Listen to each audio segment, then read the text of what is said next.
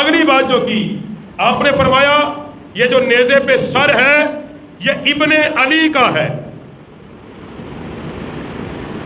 یہ علی کے بیٹے کا ہے۔ اب جو اتنا جملہ آپ نے کہا، یزید کے اندر تکبر، رعونت، بیٹھا رہا تخت پہ۔ سیدہ زینب پاک نے اللہ کی حمد کی، ساری حمد اللہ کے لیے، درود مصطفیٰ پہ، اور یزید کو مخاطب ہو کے کہا سیدہ پاک نے، فرمایا یزید درود آج بھی محمد و آل محمد بھی پڑھا جا رہا ہے، اقتدار تیرا ضرور ہے، حکومت تیری ضرور ہے، حالات نے ہمیں یہاں تک ضرور پہنچایا ہے، مگر اللہ آج بھی مجھ پر درود پڑھ رہا ہے، اللہ اب بھی مجھ پر درود پڑھتا ہے۔ تو نے کہا وہ کیسے؟ کہ اس لیے کہ اللہ کا وعدہ ہے کہ اللہ مصطفیٰ پر بھی درود پڑھتا ہے، مصطفیٰ کی اولاد پر بھی پڑھتا ہے۔ اتنی بات کی۔ اب چکے جو بیٹھے تھے وہ حکومت پہ مجبور ضرور تھے، مگر ساروں کے دل تو ایسے نہیں تھے، کئی روئے کہ یزید نے یہ کیا کر دیا۔ آگے جو آپ نے سیدہ زینب پاک نے ارشاد فرمایا، آپ نے فرمایا یزید مانا کہ زمین پر تیری حکومت ہے،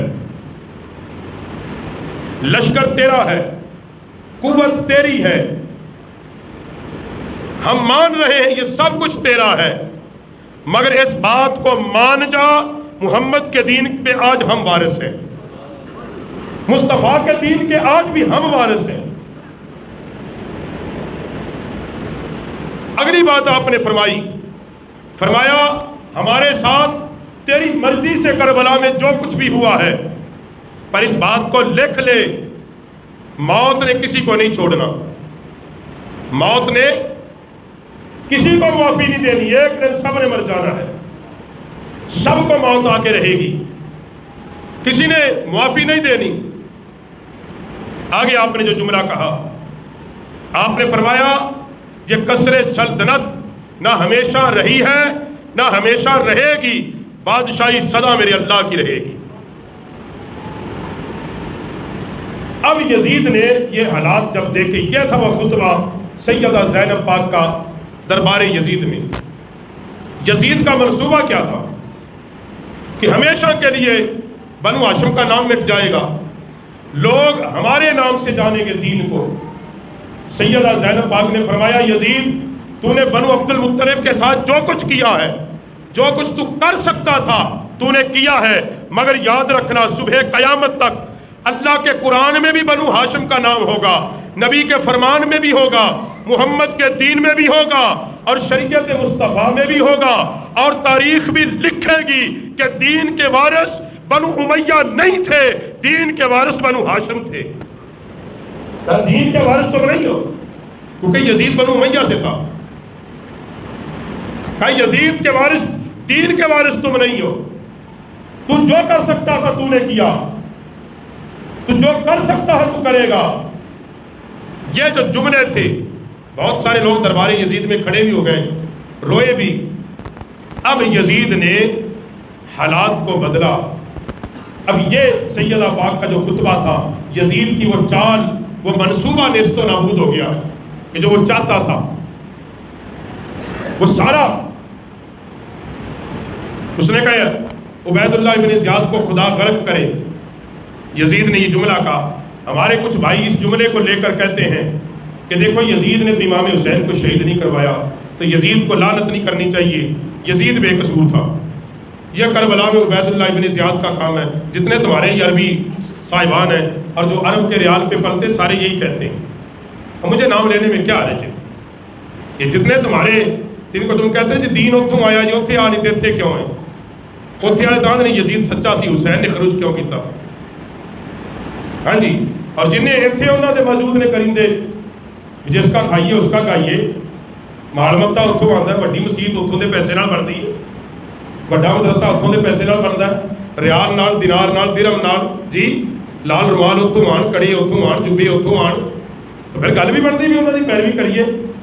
کیونکہ سانو نہ تو ریال آندے نہ دینار آندے، ہم کل بھی حسین کے نانے کا صدقہ کھاتے تھے، آج بھی حسین کے نانے کا کھاتے ہیں۔ ہم تو کل بھی حسین کے نانا کا صدقہ کھاتے تھے، آج بھی حسین کے نانا کا صدقہ کھاتے ہیں، ہم بات بھی حسین کی کریں گے۔ مقدر اپنا اپنا، نصیب اپنا اپنا، کسی کے مقدر میں اللہ نے محبت کی حسین کی رکھی ہے اور کسی کی تقدیر میں یزید کی طرفداری رکھی ہے۔ وہ کہتے ہیں یہ یزید نے یہ جملہ کہا، میرا قصور کوئی نہیں۔ میرا سوال ہے اپنے نوجوانوں سے، لکھیں اور یزید کے طرفداروں سے پوچھیں، اگر یزید کا قصور کوئی نہیں تھا، میدان کربلا میں جتنے لوگ قاتلان حسین تھے، یزید نے کسی ایک کو قصاص کے طور پہ قتل کرایا؟ بھائی شریعت اسلام میں قتل کا بدلہ قصاص، کیا یزید نے کسی ایک کو قصاص کے طور پہ قتل کرایا؟ جی نہیں کرایا۔ بھائی نہیں کرایا، یہی دلیل ہے کہ وہ اس بات پہ راضی تھا۔ اگر وہ راضی نہیں تھا، اگر وہ قتل حسین پر راضی نہیں تھا، تو پھر شریعت اور اسلام اور ریاست اور قانون دنیا تو یہ کہتا ہے کہ قاتل کے وارثوں کو انصاف دیا جائے، ان کو انصاف۔ امام زین العابدین نے دربار یزید میں یہی شرط رکھی تھی۔ جب یزید نے کہا نا میرے لیے حکم کرو، میں پتہ کوئی نہیں، میں کیا کر سکتا ہوں، آپ نے ان شرائط میں ایک شرائط یہ رکھی تھی کہ کہا میرے باپ کے قاتلوں کو میرے حوالے کر دے، میرے باپ کے قاتلوں کو مجھے دے۔ اس نے نہیں دیے، کیوں؟ کہنے والا خود تھا، جس کو کہتا اس نے نام اس کا لینا تھا۔ کیا یزید نے کوئی دیت دی؟ نہیں دی۔ کیوں؟